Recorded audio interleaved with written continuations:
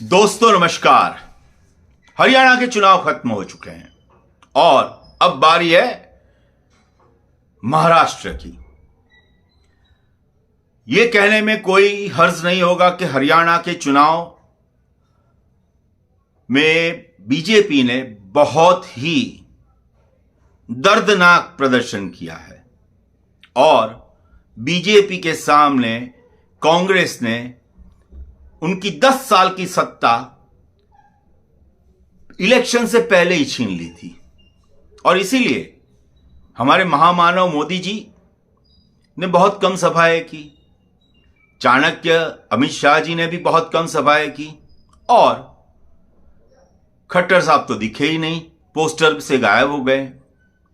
आज हालत यह है कि अगर आपको आने वाले दिनों में जो कि 8 तारीख को रिजल्ट है, अगर रिजल्ट के दिन आप देखते हैं कि बीजेपी के जो मुख्यमंत्री के उम्मीदवार है या बड़े लीडर्स है, हरियाणा के टॉप मोस्ट कैडर लीडर्स है, अगर वो हार जाता है तो आप बिल्कुल भी सरप्राइज मत होना, क्योंकि ये तय हो चुका है। हरियाणा भाजपा के हाथ से निकल गया है। और अब जब 8 तारीख को यह फैसला आएगा, उसके बाद क्या होगा, इसी के बारे में हम आज आपसे बातचीत करना चाहते हैं। तो देखिए दोस्तों, हरियाणा में जिस तरीके से बीजेपी ने अपना बंटाधार कर दिया है, वो देखते हुए अब आरएसएस जाग उठी है। वैसे भी पहले से आरएसएस जागी हुई थी, पर पहले एक लास्ट चांस देना चाहती थी और अब आरएसएस जाग उठी है और बहुत ही स्ट्रेट फॉरवर्ड, जो मोदी जी को और अमित शाह को कंट्रोल कर सकता है, ऐसा एक राष्ट्रीय अध्यक्ष बनाने के मूड में है। और वो और कोई नहीं, संजय जोशी है। जी हां, संजय जोशी।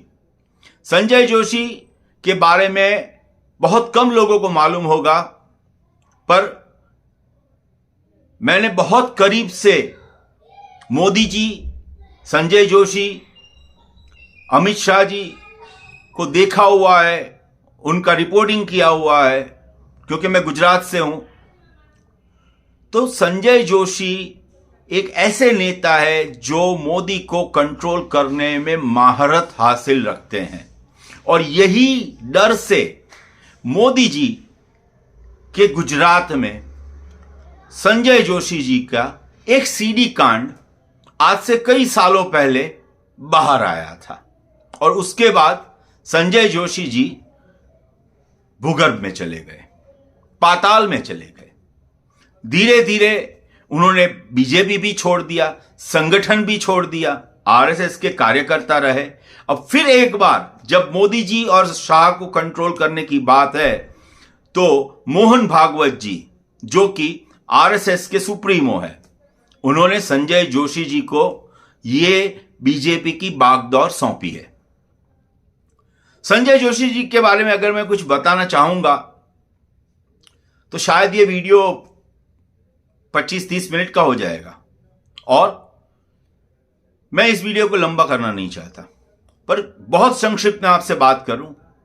संजय जोशी, उनका जो सीडी कांड हुआ था वो हुआ था वडोदरा में, ऐसा कहा जाता है, क्योंकि एक होटल में हुआ था और इस सीडी कांड में जो महिला शामिल थे वो बड़ौदा की होने की बात उस टाइम पे चली थी। हालांकि इसकी पुष्टि कभी हुई नहीं है, पर जो भी अंदर के लोग हैं उनको पता है कि ये महिला कौन है।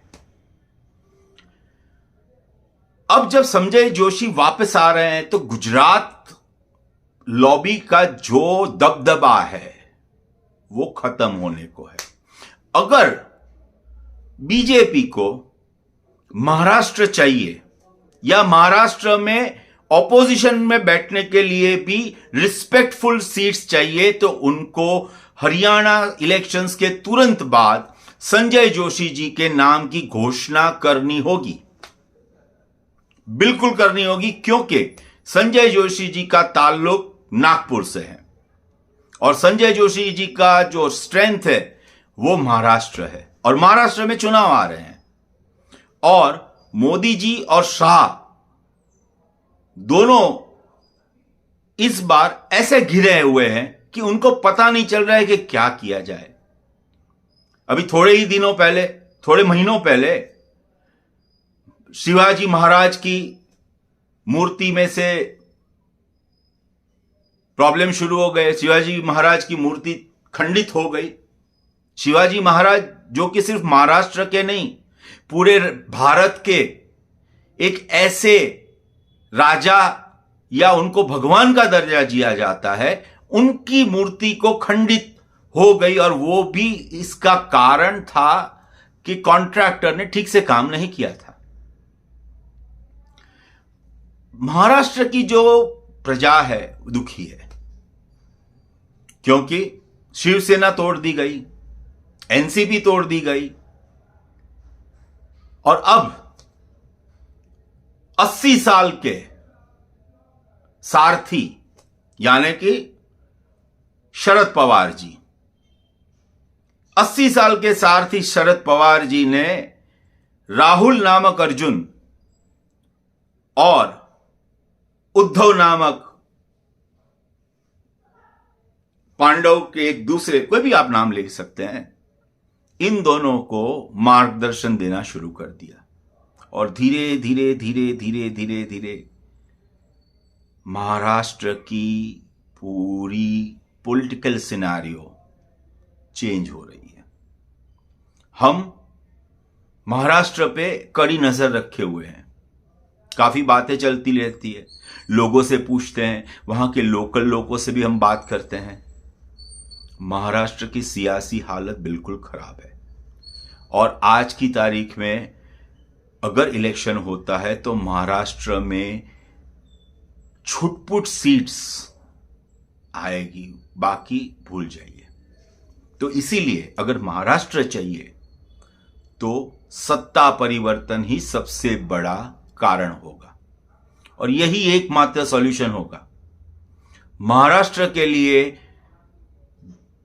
कांग्रेस के सामने टिकने के लिए, शिवसेना के सामने टिकने के लिए और शरद पवार जी के सामने टिकने के लिए भाजपा के प्रमुख को चेंज करना पड़ेगा। और भाजपा के प्रमुख में संजय जोशी ही एकमात्र ऐसा व्यक्तित्व है जो कि मोदी जी और शाह को कंट्रोल में रख सकता है, क्योंकि वो उनके सभी पैंतरे जानते हैं, पुराने लोग हैं, सभी पैंतरे जानते हैं मोदी जी क्या करेंगे, कैसे करेंगे, कब करेंगे।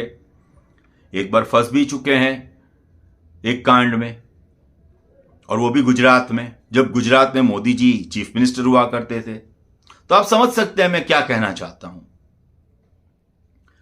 दोस्तों, बहुत ही इंटरेस्टिंग पॉलिटिकल सिनेरियो है, और ये इंटरेस्टिंग पॉलिटिकल सिनेरियो अगर ऐसे ही चलता रहा तो याद रखिएगा, फरवरी 2025 दिल्ली इलेक्शंस के बाद, होली से पहले या होली के बाद, प्रधानमंत्री का नाम बदल जाएगा, यानी कि मोदी जी प्रधानमंत्री नहीं रहेंगे। जिस तरीके से पूरा जम्मू कश्मीर, हरियाणा, महाराष्ट्र, झारखंड और उसके बाद दिल्ली का जो चुनाव का पूरा सीजन है, वो पूरे सीजन में भाजपा और खास करके गुजरात लॉबी, मैं खुद गुजराती हूं पर मैं गुजरात लॉबी कहूंगा क्योंकि ये सिर्फ दो लोगों के ऊपर पूरी भाजपा टिकी हुई है, जबकि भारतीय जनता पार्टी सिर्फ दो लोगों की पार्टी नहीं है। इसको आप मोदी जनता पार्टी कीजिए, कहिए तो चलेगा, पर भारतीय जनता पार्टी ये नहीं है। और इसीलिए गुजरात लॉबी को कंट्रोल कर अगर कोई कर सकता है तो वो करता है संजय जोशी।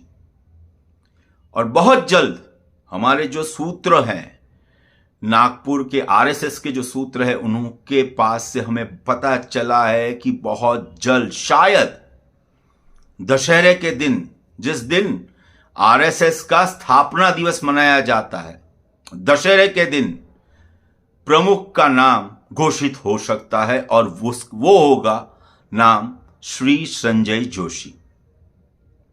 आज के लिए बस इतना ही। अगर आपको हमारा ये वीडियो पसंद आया है तो पूरा देखिए, शेयर कीजिए। अगर आपको हमारी बातें पसंद आ रही है तभी सब्सक्राइब कीजिए। तब तक के लिए आज्ञा दे। नमस्कार, जय हिंद।